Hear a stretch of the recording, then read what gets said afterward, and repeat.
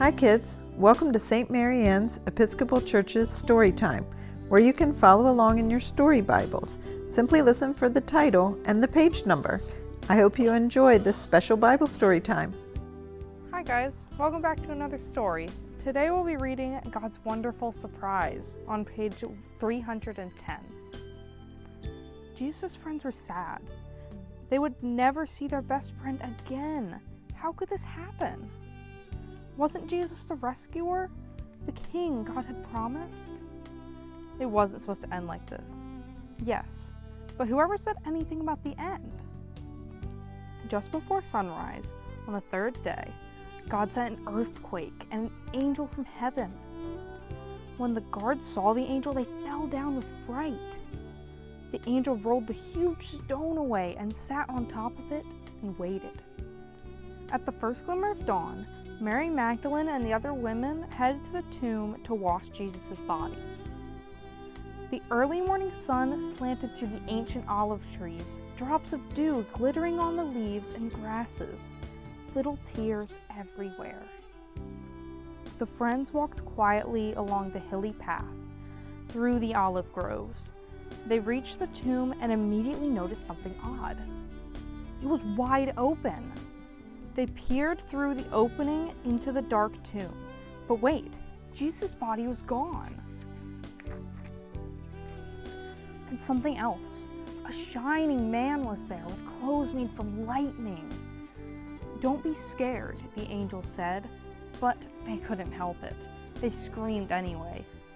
The angel asked them, "What are you doing here? This is a tomb, and tombs are for dead people." The women couldn't speak. "Jesus isn't dead anymore," he said. "He's alive again." And their hearts leapt. And then the angel laughed with such gladness that they felt for a moment as if they had woken from a nightmare. The other women rushed home, but Mary stayed behind. How could it be true?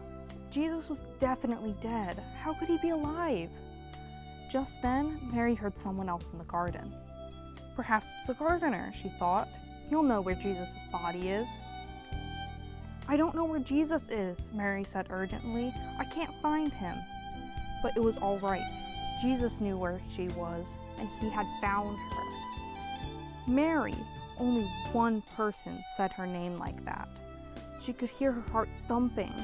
She turned around. She could just make out a figure.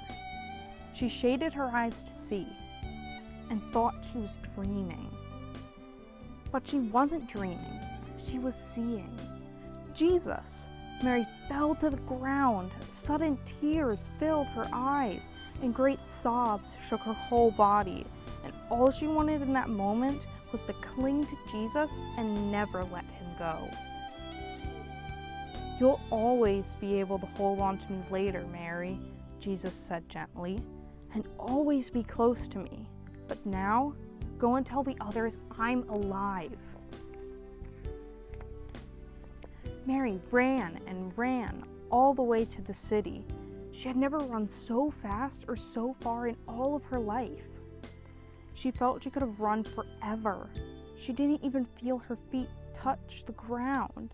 The sun seemed to be dancing and gleaming and bouncing across the sky, racing with her and shining brighter than she could ever remember in the clear, fresh air. And it seemed to her that morning, as she ran, almost as if the whole world had been made anew. Almost as if the whole world was singing for joy. The trees, tiny sounds in the grass, the birds, her heart. Was God really making everything sad come untrue? Was he making even the death come untrue? She couldn't wait to tell Jesus' friends. "They won't believe it," she laughed. She was right, of course. Thanks for coming to today's story. See you next time.